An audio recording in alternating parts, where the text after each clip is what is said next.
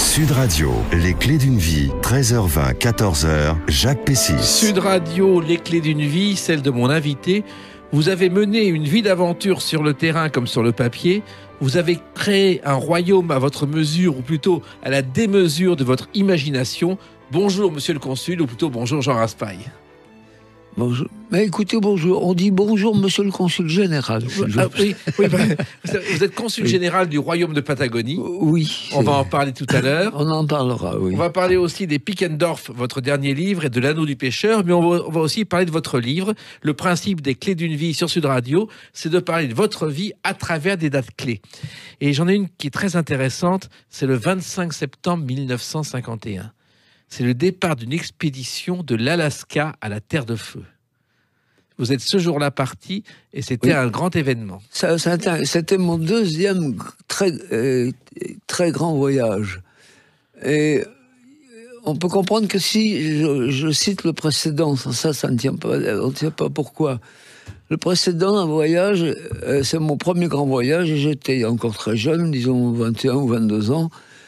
Et ayant raté quasiment toutes mes études, je ne suis pas entré à l'université, mais dans les aventures. Et le premier, c'était de Québec à la Nouvelle-Orléans, en canoë. On dit, au Canada, on dit canot. Les Indiens disent canot. Et c'était le voyage sur les traces exactes des découvreurs français du Canada, c'est-à-dire Saint-Laurent, les Grands Lacs, le Wisconsin, le Mississippi, tout ce bazar qui a été que les auditeurs n'oublient pas que ce pays était français. Tout à fait. Tout ce pays était français et tout a été découvert par des Français.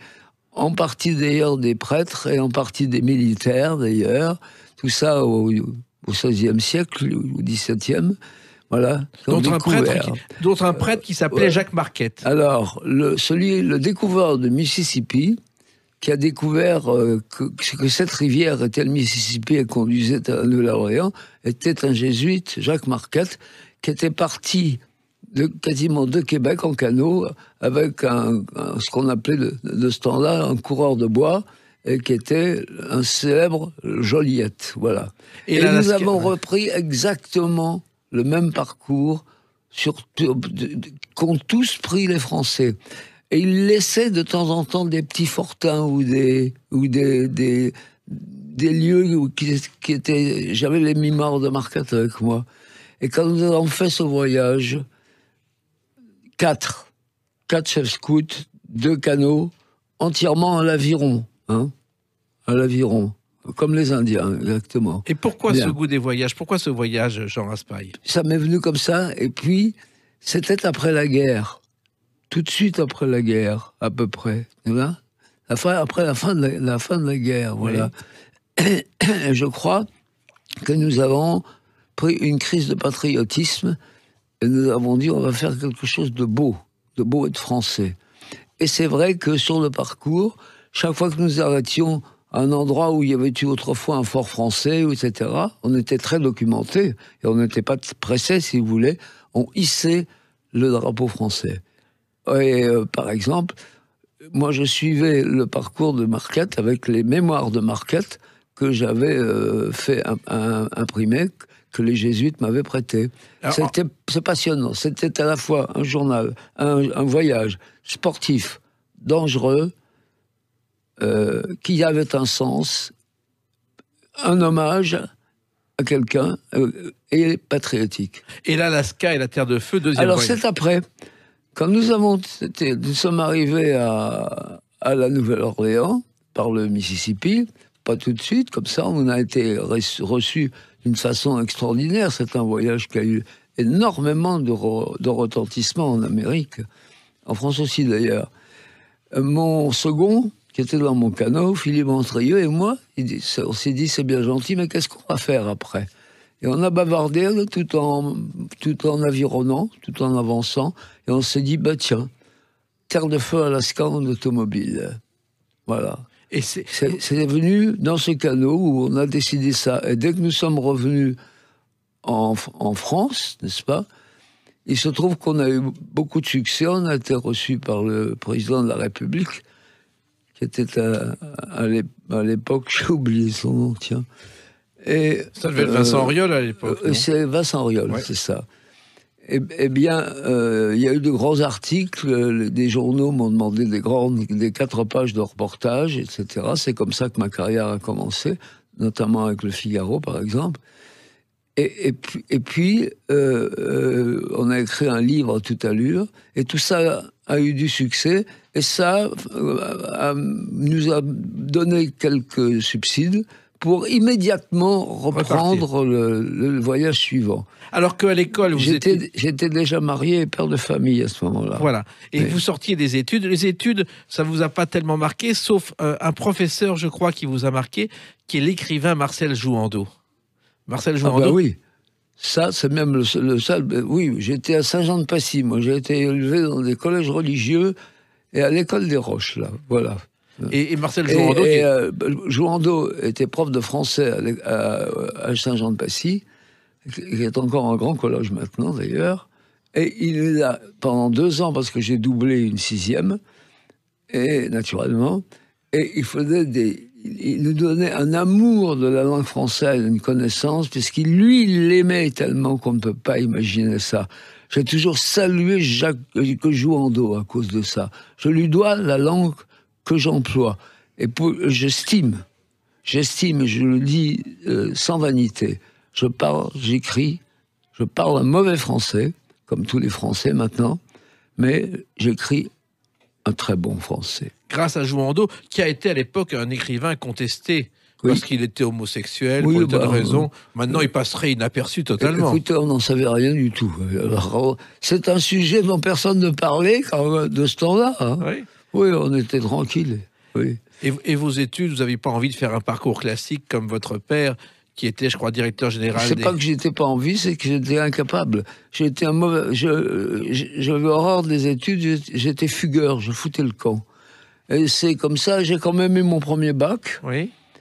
Et le second, j'en avais tellement assez. J'ai été reçu. Il a fallu que je redouble. J'ai été reçu à la première partie. Il y en avait 2 à ce moment-là, qui étaient l'écrit. Et l'oral, ça m'a tellement embêté que je me suis pas présenté. J'étais regardé Robin des Bois qui venait d'arriver au cinéma. Voilà. C'était après la guerre. Voilà. Je me suis fait, croyez-moi, un peu engueuler par mon père. Oui. Ce qui fait que je n'ai pas fait d'études universitaires. Je ne m'en plains pas, mais je ne dis pas que c'est intelligent. Parce que les études universitaires vous donnent, c'est la seule chose d'utile qu'elles vous donnent, je crois, c'est la façon de faire marcher sa cervelle. Et vous l'avez fait autrement. On en parle dans quelques instants à travers une autre date, le 2 mai 1981. A tout de suite sur Sud Radio avec Jean Raspail. Sud Radio, les clés d'une vie, 13h20, 14h, Jacques Pessis. Sud Radio, les clés d'une vie, celle de l'écrivain Jean Raspail. Les Pickendorf vient de sortir chez Albin Michel, on va en parler. Mais surtout, j'ai une autre date très importante pour vous, Jean Raspail. C'est le 2 mai 1981. Paraît un livre qui s'appelle « Moi, Antoine de Tounins, roi de Patagonie ». Et c'est un livre qui a beaucoup de succès et qui surprend à l'époque tout le monde. À l'époque, en plus, il a le grand prix du roman de l'Académie française. Exactement. Je m'y attendais absolument pas, je dois dire. Bon, je veux bien vous parler un peu de ça, mais il ne faut pas que je me laisse entrer là-dedans, sans ça on y est encore dans 3 jours. Au cours du raid de Terre de Feu, Alaska, nous sommes passés par Buenos Aires, nous avons été reçus par l'ambassadeur, et on a tout fait, on a été jusqu'à tout en bas de la Terre de Feu en voiture. C'était déjà un gros exploit, et on a remonté jusqu'en Alaska quand même, c'était pas mal. Surtout à une époque où il y avait très peu de grandes routes, et des pistes assez mauvaises. Bon. Et l'ambassadeur nous dit, mais est-ce que vous connaissez le roi de Patagonie? Je dis non, absolument pas, je n'avais jamais entendu parler de lui. Et c'est lui qui m'a dit qui était ce personnage. Et à ce moment-là, j'ai commencé à m'intéresser à lui et de beaucoup à la Patagonie. Voilà. Oui, car c'est un royaume éphémère, je crois. Alors, oui, non, il n'était pas si éphémère que ça. Il l'est aujourd'hui, mais du temps d'Antoine de Tounins, non.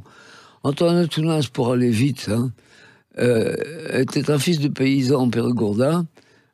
Son père était un riche paysan, et lui, il était plus ou moins avoué, c'est-à-dire un genre d'avocat. Voilà. Et il était complètement mégalo, il avait des défauts, mais il avait une imagination qui travaillait tout le temps, n'importe comment, et il s'est dit, il faut que je sois roi. Et il a pris, c'est lui qui le raconte dans ses mémoires, hein. Il a étudié tous les pays, tous les continents étrangers, et il s'est aperçu qu'en Patagonie, il y avait un certain nombre de tribus qui étaient sous l'égide des Argentins ou des Chiliens, et il a dit, je vais aller les aider, je serai leur roi. Il avait 2-3 copains qui avaient dit qu'il partait de son âge, il avait, disons, trentaine d'années, et qui étaient décidés à partir avec lui, mais qui, le sachant complètement un peu déréglé, un peu, comment on appelle ça, mythomane, oui. C'est ça, l'ont laissé tomber, et il est parti tout seul, avec son uniforme d'amiral Patagon qu'il avait fait faire à Paris, une monnaie qu'il avait fait chez Hermès, oui. Et en plus une constitution déjà imprimée, qui était tout simplement la constitution de Louis-Philippe. Bon, et donc vous avez fait un livre à partir de ça. Il est parti, oui. Et chose étrange, il a pu se faire reconnaître par un certain nombre de tribus, parce que c'était un hableur, il disait des tas de choses étonnantes. Ça. Il a dit qu'il était cousin de Napoléon III, et que Napoléon III les aidait. Et il a été vraiment proclamé roi par 4 tribus. Il a été roi d'Araucanie. C'est à la Patagonie aussi. Après quoi, il a annexé la partie chilienne, la partie argentine, pardon, de l'Araucanie, qui s'appelle la Patagonie. Voilà. Et il est resté roi 6 semaines.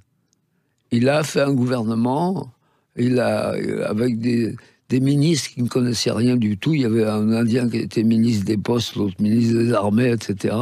Tout ça était dans sa tête, mais pas dans la vérité. Mais il a été roi pendant 6 semaines, véritable roi, jusqu'au moment où il a été trahi et vendu par la tribu des Mapuches, qui est une des tribus argentines qui l'avait consacré comme roi, et qui les a vendus à l'armée chilienne. Il a été trahi, arrêté, et il y a eu un procès dont il a été très brillant. On lui a demandé, comme Christ, êtes-vous le roi? Il a répondu, oui, je suis le roi de Patagonie. Voilà.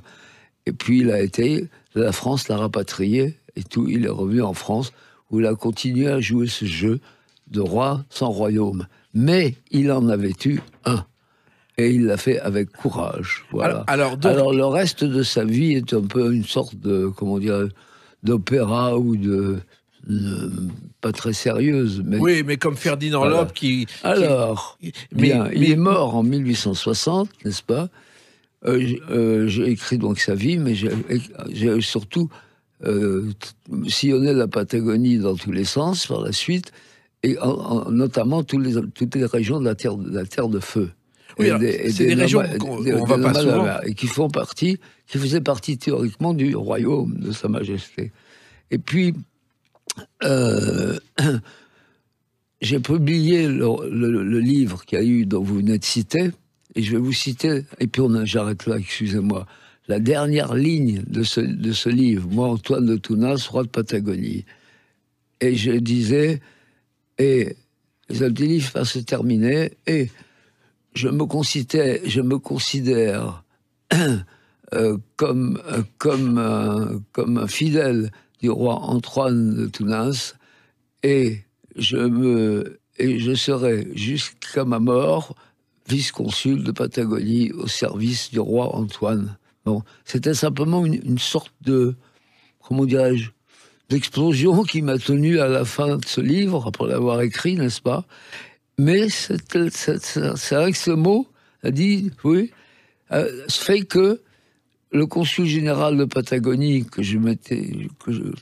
que je m'étais opté, est devenu une sorte de, comment dirais-je, d'image de marque. Oui, le royaume s'est reconstitué immédiatement, et subitement, sans aucun appel, sans rien du tout. C'est-à-dire qu'autour de vous, il y a des gens Oui, qui sont des membres du Conseil général de Patagonie. Il n'y a pas de Conseil général de Patagonie. Il n'y a pas de gouvernement. Il n'y a pas de cotisation. Il n'y a pas de règlement. C'est un pays où tout, comme disait un journaliste récemment, tous les sujets patagons pensent exactement la même chose, mais ils ne se rencontrent jamais. Oui, donc c'est un royaume qui n'est pas éphémère, mais qui est parallèle, mais qui a actuellement des milliers et des milliers de gens. Je sais que nous avons plus de 700 vice-consuls en France et à travers le monde. oui, qui ont joué le jeu complètement. Complètement. Ouais. C'est un jeu, vous avez raison.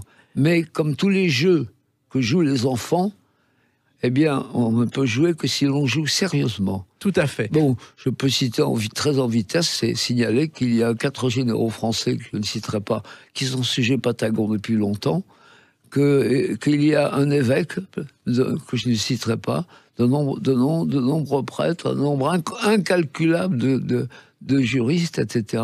Qui sont des PDG du CAC 40, etc. Et pourquoi c'est la question que je posais à un académicien. Pardonnez-moi, j'ai des trous de temps en temps. Qui écrivait dans le Figaro, très connu. Et il me dit, écoutez, Omar Aspa, comment on fait pour devenir Patagon? C'est un académicien ultra connu. C'est lui qui écrivait dans le Figaro tous les jours une petite notice. Et je lui dis, écoutez, mais ça ne nous apportera rien. Pourquoi faire? Ça ne sert à rien. Pour vous, vous êtes au sommet de tout. Et il m'a répondu cette phrase qui a fait le tour de la Patagonie. Il a dit, pourquoi? M'a-t-il dit très sérieusement, c'est parce qu'il y a plus de Patagons qu'on ne croit. Et il y en a un qui aurait pu être membre de votre consul de Patagonie, c'est Saint-Ex, qui disait la Patagonie possède un supplément d'âme, Saint-Exupéry. Il avait découvert la Patagonie, oui, et pour lui, c'était quelque chose d'important. Oui. Et aujourd'hui, dans la situation actuelle dans notre monde, on a de plus en plus besoin des Patagons, Jean Raspail. Mais la Patagonie, le royaume de Patagonie, c'est une sorte de rêve, n'est-ce pas? Mais de rêve véritable. C'est très... On ne peut pas l'expliquer. Je ne peux pas expliquer pourquoi elle a un tel succès actuellement. Qui devient quasiment mondial. Alors, il y a aussi un autre livre qui a fait encore une fois, je vous dis que ce n'est pas une affaire financière, rien du tout. On est d'accord. Il n'y a pas un sou dans n'importe quelle caisse. Hein. Alors ça, je sais. Alors, il y a un autre livre qui a beaucoup fait parler en son temps et qui vous a valu pas mal d'ennuis pendant 30 ans et qui aujourd'hui est d'actualité, c'est Le Camp des Saints. Car tout ce qui se passe dans l'actualité sur les migrants, Jean Raspail, vous l'avez écrit dans ce livre, voici pas mal d'années. Oui, Le Camp des Saints. Bon, en effet, il m'a valu beaucoup d'avanie, c'est vrai. La gauche ne m'a pas, surtout la gauche, je veux dire, ne m'a pas laissé tranquille. Mais tout le monde me fiche la paix maintenant, y compris la gauche. Quand un académicien de gauche, ma mémoire est très mauvaise en ce moment, très très connu, naturellement, très connu, a écrit dans Le Monde, il y a peu de temps, un an avant sa mort, il y a 1 an et demi, et a écrit « Il faut laisser tranquille Jean Raspail, car il a eu raison ». Oui, car dans ce livre, vous imaginez 1 million de boat people qui débarquent chez nous. Oui. Et ce qu'on ne pouvait pas imaginer... En bateau, avec des bateaux qui viennent s'échouer sur les rochers et sur le sable. Et tout ce livre a été écrit à Boulouris, sur la côte méditerranéenne, là, voilà. Et il se trouve que par la suite, des vrais bateaux de migrants se sont échoués à Boulouris et a commencé le fait que j'étais un prophète. Un historien du futur, même. Oui, un historien. Eh bien, je veux vous dire que tous mes livres se construisent comme ça. La première phrase arrive, mais je ne la connais absolument pas. Elle est venue comme ça toute seule. Et après, elle entraîne d'autres phrases. Bon, alors, Le Camp des Saints, tout comme La Miséricorde et d'autres livres, ce n'est pas moi qui les ai complètement écrits. Je les ai écrits, bien sûr, mais il y a quelque chose d'étrange qui se produit en moi et qui fait que les choses deviennent plus nettes, plus faciles ou plus étonnantes. Voilà. Vous avez dit que si ce livre sortait aujourd'hui, Jean Raspail, vous seriez poursuivi en justice pour 87 motifs. Oui, j'ai même fait exprès de le dire, oui. Parce qu'il y a de quoi faire des procès, ce qu'on n'imaginait pas à l'époque. Oui, oui. Vous avez été houspillé, mais il n'y a jamais eu de procès contre vous. Quand le camp des saints est paru, il n'y a pas eu de procès. C'est par la suite que c'est arrivé. Et on ne pouvait pas m'en faire parce qu'on ne peut pas revenir. Non, il n'y en a jamais eu. Mais c'est quand on a publié la 2e édition, qui s'appelle le camp des saints, suivi de Big Other. Big Other, c'était comme Big Brother? Ben, Big Other, Other, c'est l'autre. Oui. Alors vous savez bien qu'on n'arrête pas de nous bassiner avec l'autre. Il faut aimer l'autre, il faut aider l'autre, et l'autre a besoin de vous. Et donc j'ai fini par trouver qu'il commençait à nous encombrer, l'autre, et c'est pour ça que je me suis permis d'imiter Wells et de dire non pas Big Other, voilà. C'est-à-dire le Big Other, le gros emmerdeur, quoi, l'autre. Alors, il y a Big Brother, justement, il y a quelqu'un qui l'a chanté, c'est Bernard Lavilliers. Des vrilles dans les dents, les paupières brûlées, Il voyageurs a chanté du serpent, Big Brother ou Big Brother? Big Brother. Ah oui, mais ça n'a rien à voir. Oui, mais en même temps, c'est l'inverse. Ah, oui. Aujourd'hui, oui. on parle de Big Brother, Oui. comme on parle plus que d'autres choses. Et l'expression Big Brother, au départ, c'était grand frère, c'était rien d'autre. Ça a beaucoup évolué. Oui. Et finalement, vous regrettez d'avoir écrit ce livre trop tôt? Pardon? Vous regrettez d'avoir écrit ce livre un peu trop tôt, Non, Le pas camp du des tout. saints? Je trouve au contraire qu'il était temps. Il était temps. Oui. Et aujourd'hui, il pourrait encore être d'actualité si un éditeur le ressortait. Pardon. Si un éditeur le sortait, je suis sûr que ce serait un livre tout nouveau. Le camp des saints. Si j'en écrivais un autre. Non. Si le camp des saints sortait aujourd'hui dans sa version originale, ça ne choquerait plus du tout. Mais il est sorti en 2011. Oui, mais Il n'y en a fait aucun problème. ben voilà.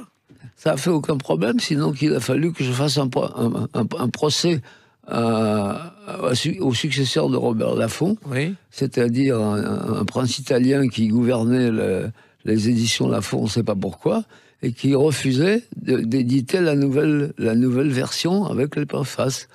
Voilà. Et parce qu'il avait peur. Il avait tort. Et il y a un très grand avocat, ultra connu, je vais le laisser tranquille là, ultra connu, qui a pris l'affaire en main et qui a démontré à cet Italien qui dirigeait Laffont que s'il refusait, il allait à la catastrophe. Il s'est replié et le livre a été publié. C'est pour ça que j'avais mis en exprès, si vous voulez me condamner, vous trouverez les motifs dans toutes les pages. C'était un peu pour une, comment dirais-je, c'est une bravade. Oui, c'est bien. Vous aimez les bravades, Jean Oui, Raspail? beaucoup. Oui.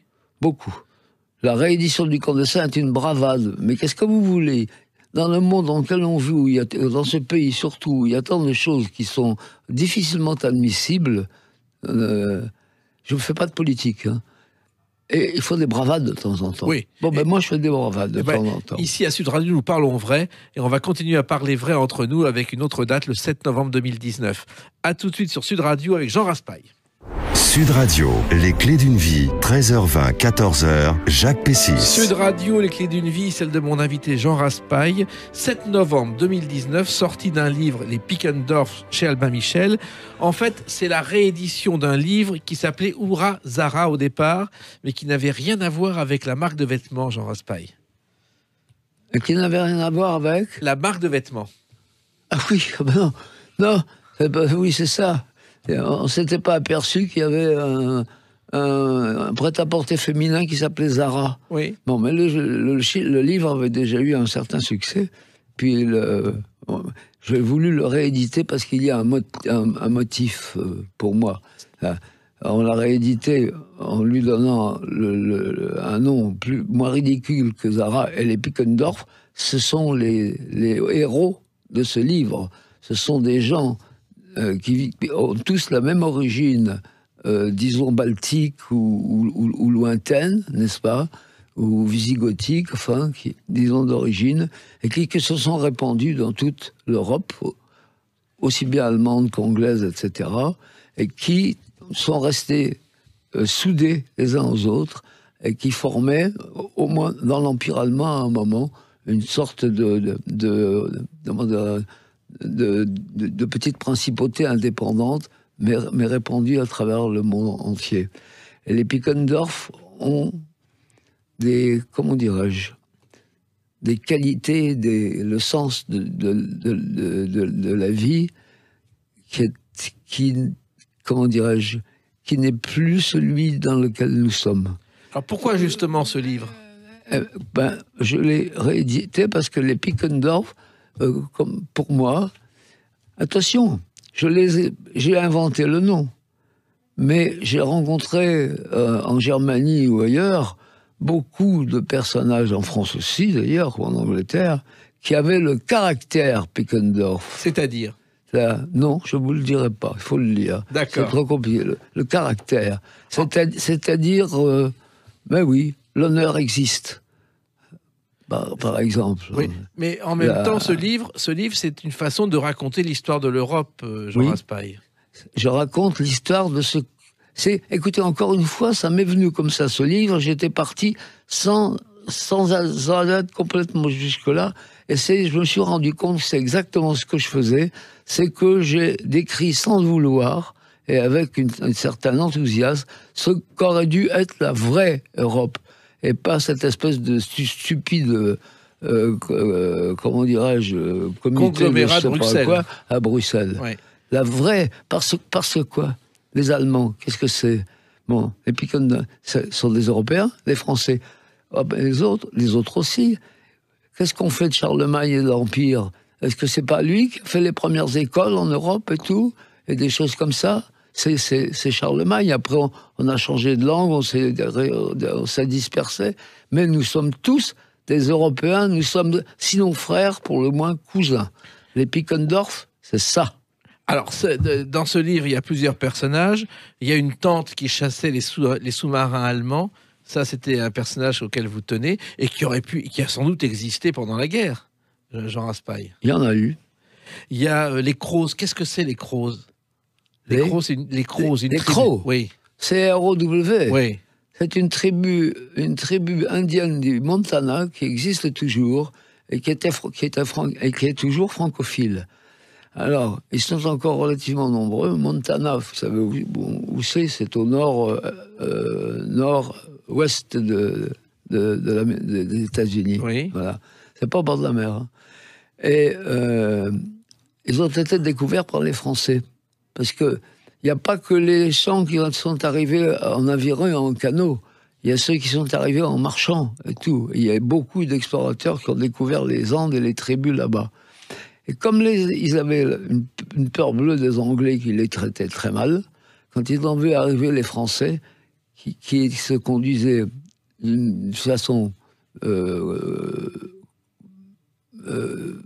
vraiment étonnante, très, très, très, très sympathique à l'égard des Indiens, immédiatement, les tribus, il y a les Crocs là, puis il y en a d'autres à côté, des tribus, qui se sont mis à aimer les Français. Et c'est vrai, d'ailleurs, c'est vrai.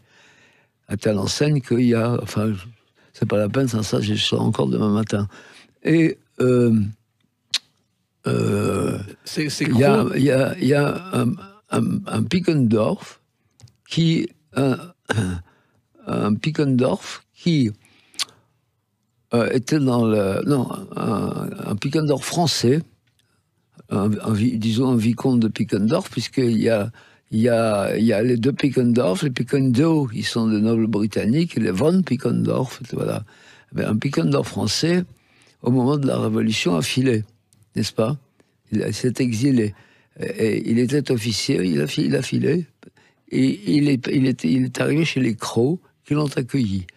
Et il est resté, il a vécu chez les Crocs, il a encore des descendants. Il s'appelait Pickendorf, mais c'était trop difficile à prononcer pour les Crocs, qui l'ont anglicisé en disant Pickendorf. Voilà. Alors, ce roman, Jean Raspail, Oui. vous partez d'un personnage qui est Frédéric de Pickendorf, Oui. qui est soi-disant un ami d'enfance. Vous Oui. avez imaginé pourquoi cette situation? Je ne l'ai pas imaginé, elle existe. Attention, mon cher ami, attention. Il y a énormément de récits qui sont basés sur quelque chose que j'ai entendu ou vu. Hein?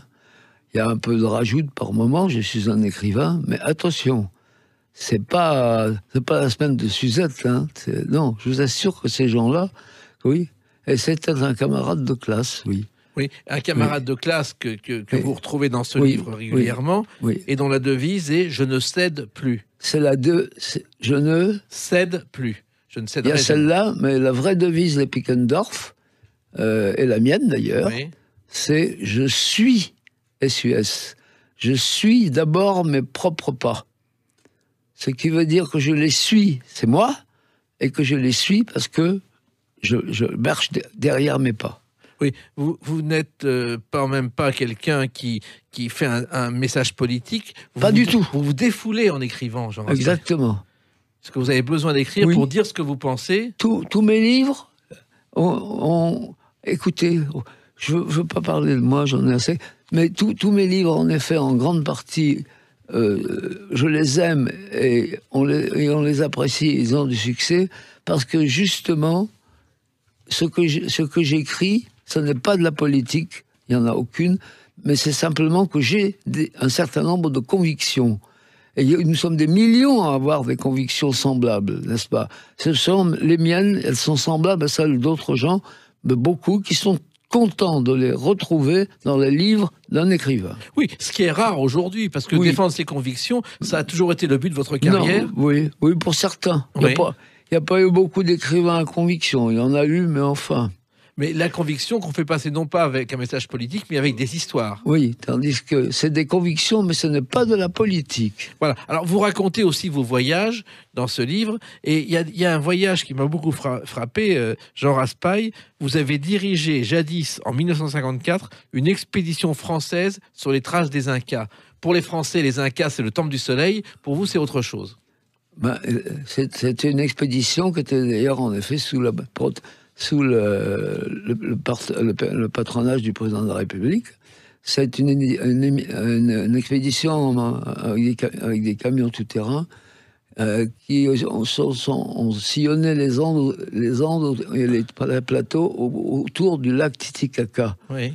Le lac Titicaca, c'est un lac qui est très élevé dans le nord du Pérou, et où sont nés non pas les Incas, mais les Quechua. Les Quechua, ce sont les Indiens de là-bas, voilà. Et les Incas, c'était des Indiens également, c'est même pas une tribu, qui sont descendus là-bas et qui ont pris le gouvernement parce qu'ils étaient très intelligents.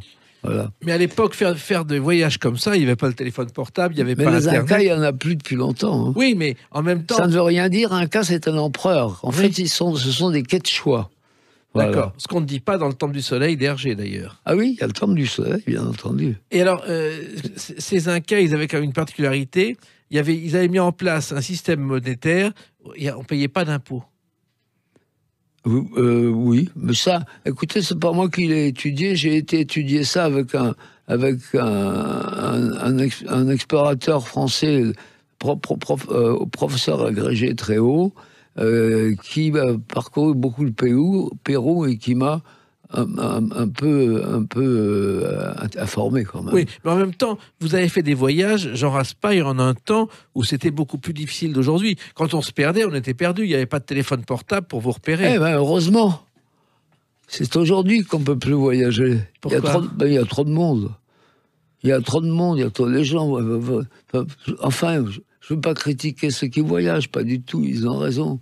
Mais les voyages étaient était superbe quand on avait l'impression d'être les premiers à venir, à arriver, ou d'être seul à y être venu, ou de savoir plus que les autres. Maintenant, c'est fini, ça.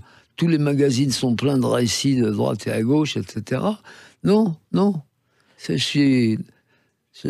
Qu'est-ce que je veux dire, là ? Les voyages d'autrefois ont été tués par le tourisme de masse. Voilà. Mais en même Je temps... ne veux pas dire qu'il n'existe plus, ces voyages. Oui. Mais le plaisir qu'on en retire, le rêve que l'on a, l'émotion que l'on a, tout ça a été bousillé par le tourisme de masse. Mais vous avez pris des risques aussi avec ces voyages, Jean Raspail. Oui, mais maintenant on en prend. Oui, oui, j'ai pris. Heureusement, oui, oui. Ça vous gênait pas? Non, si on se met à l'aventure, c'est comme ça. Hein. Et alors, il y a dans ce interrogez donc un jour Sylvain Tesson, il vous répondra exactement de la même façon. Oui, c'est un peu un fils naturel, Sylvain Tesson, pour vous, Jean Raspail. Non, c'est pas mon fils naturel. C'est un compagnon maintenant, étonnant. Ah bon, vous Oui. le voyez régulièrement? Bien sûr. Ah oui, sûr. Il était écrivain de marine aussi, lui. Oui, comme vous. Oui. Alors, il y a aussi, dans ce livre, vous citez le capitaine Fracasse. Ah Théophile Gautier. Voilà. Ah. Ça vous a marqué, ça? Écoutez, je le lis tous les ans. Chaque fois qu'on m'en parle, je recommande aux lecteurs de se préoccuper de trouver un capitaine Fracasse. Je crois qu'il y en a dans le poche, non pas, mais quelque chose là, et de le lire.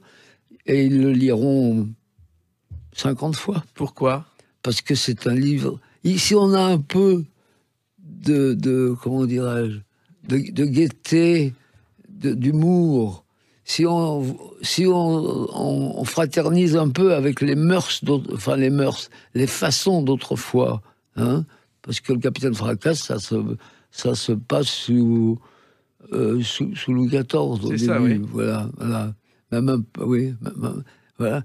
Si on entre dans ce domaine et qu'on le comprend, on nage dans un bonheur extraordinaire. En plus, la langue de Théophile Gautier est magnifique. Et il y a Jean Marais qui a joué le capitaine Fracasse. On peut être baron et sans fortune, monsieur. Comme on peut être comédien de mérite et sans engagement. Rien que les 4 lignes du début. Avant, je savais par cœur, mais maintenant j'oublie. Mais rien que les 4 lignes du début, ce qu'on appelle... le prologue. Non, pas le prologue. Oui, ça porte un autre nom. L'incipit. Oui. L'incipit, le début d'un roman. L'incipit. C'est extraordinaire. Extraordinaire. On tombe là-dedans.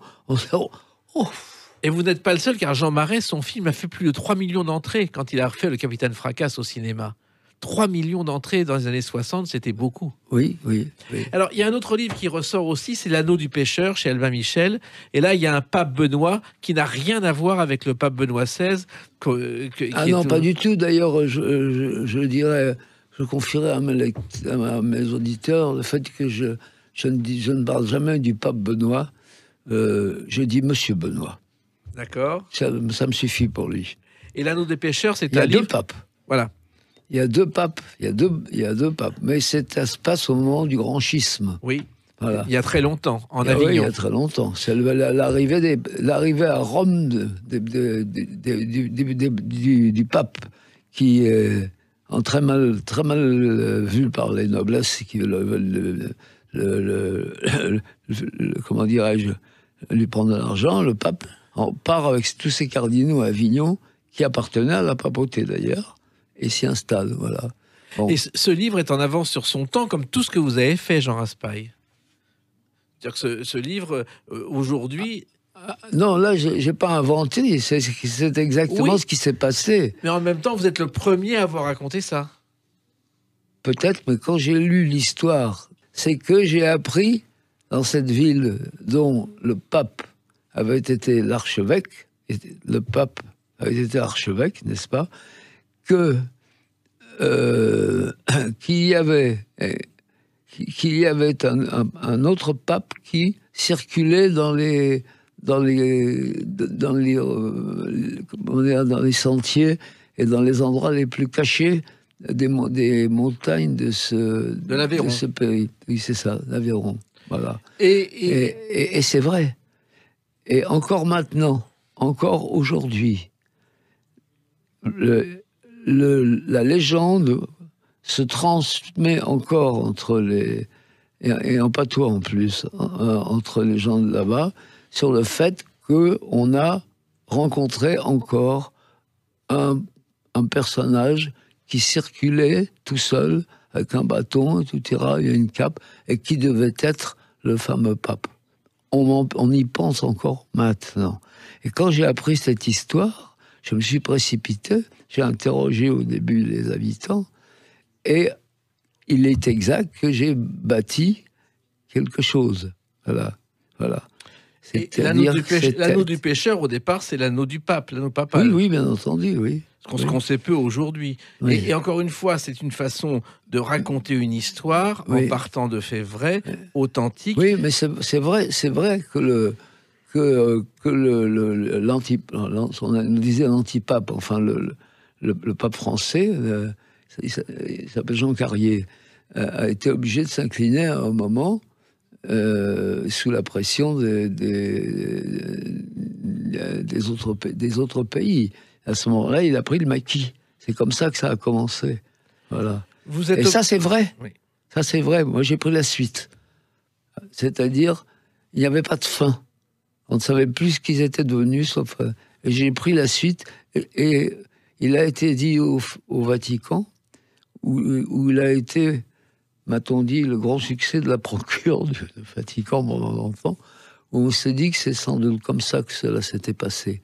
Parce que dans le livre, le pape schismatique, pas schismatique d'ailleurs, mais enfin, le pape le second, rejoint Rome pour mourir là-bas. Et il est accueilli par qui ? Par le vrai pape, voilà. L'avenir du monde... Il y a des gens qui ont des larmes qui coulent, paraît-il, quand ils arrivent à la conclusion. Eh bien, moi aussi. C'est un livre que je relis au moins une fois par an. L'avenir du monde, est-ce que vous pensez qu'on est à l'aube d'une renaissance, Jean Raspail ? Ça, je ne peux pas penser à ça. Faut laisser ça à tous les centaines de grands spécialistes de l'écriture qui vous diront ça très bien. Je n'en sais rien. Mais en même temps, vous espérez cette renaissance. J'espère surtout la renaissance de ce qui est encore mon pays. J'ai dit ce qui est encore mon pays. Vous savez que j'ai double nationalité, moi. Oui, je suis français, mais je suis sujet de Sa Majesté, le roi de Patagonie. Oui. Oui, parce qu'il règne toujours.